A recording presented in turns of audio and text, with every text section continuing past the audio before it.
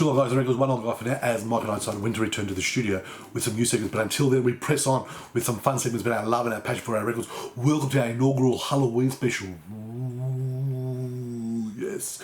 Where we look at our favourite Halloween songs. You know, we had some comments coming through to our Facebook page. One from Con, who sent us through a classic blues song by Muddy Waters, My Mojo Working, which looks at the witchcraft and the mojo there. So very appropriate, Con. And of course, Eleni sent us through, you know, a comment saying, you can't get more Halloween than the band Halloween. Yes, and I love the intro to this live album because there's a song instrumental that says Happy Halloween. Very trick or treat, eh? Don't you think?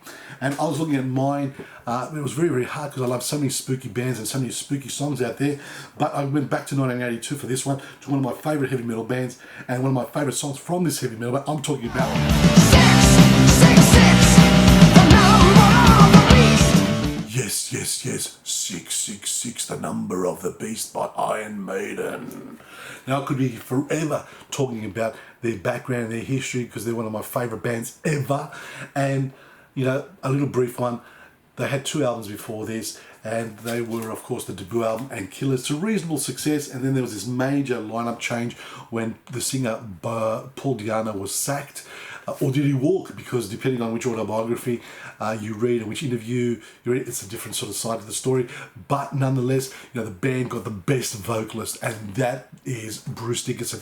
Wonderlungs, super larynx, you know, his operatic voice, you know, suited those epic sounds, epic songs of Iron Maiden, and it was the perfect fit because the band was able to go to the next level when they released their you know, Number of the Beast album. Yes, it's cassette. I know it's cassette, but, you know, this is for the king of cassettes out there, George, who is, you know, pushing for the resurgence of cassettes. Thank you, George.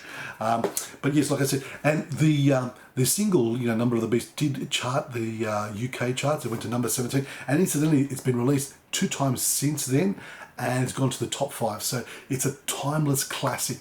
Now, what I love about it is, you know, everything about it. Now, it was inspired by Steve Harris, the bass player and songwriter, you know, watching Omen 2. And do you remember Omen 2 with Damien? How can we forget?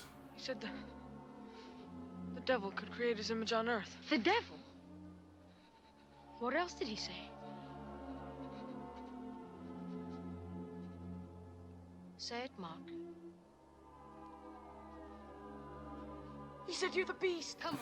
As a result of a nightmare on Omen 2 and Damien entering, you know, Steve Harris's mind, just like Nightmare on Elm Street, Steve is inspired to write this. And like I said, there's so much to like about it. From the intro with Barry Clayton's spooky voice reciting Revelations, you got the riff kicking in loud and metal and heavy and all of that.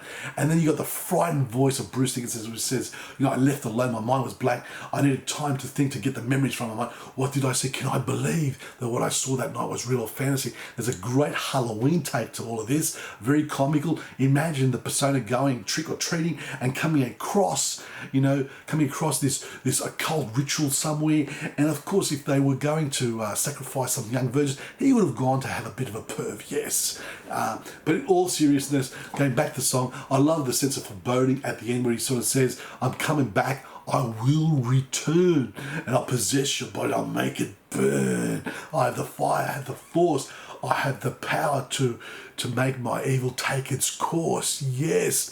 So you can imagine, you know, religious groups having a field day with this, especially, you know, with stories coming out where during the recording process, you know, the producer Martin Birch had a car accident and his repair bill came back as £666. Yes.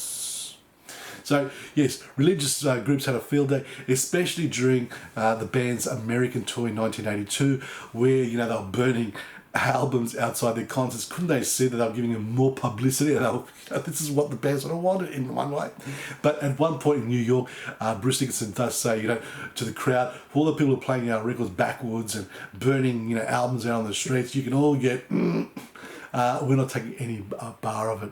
So yes, you know, and what these religious groups should have enjoyed is, you know, you've got, you know, Run to the Hills, the single before that, where Satan is fighting, of course, the band's mascot Eddie, and love the artwork. They're fighting, Saint and Eddie, and of course, who wins? It's Eddie. Eddie wins. He chops Satan's head off. The religious group should have loved this. They should have loved it. Yes, Eddie wins. Iron Maiden wins.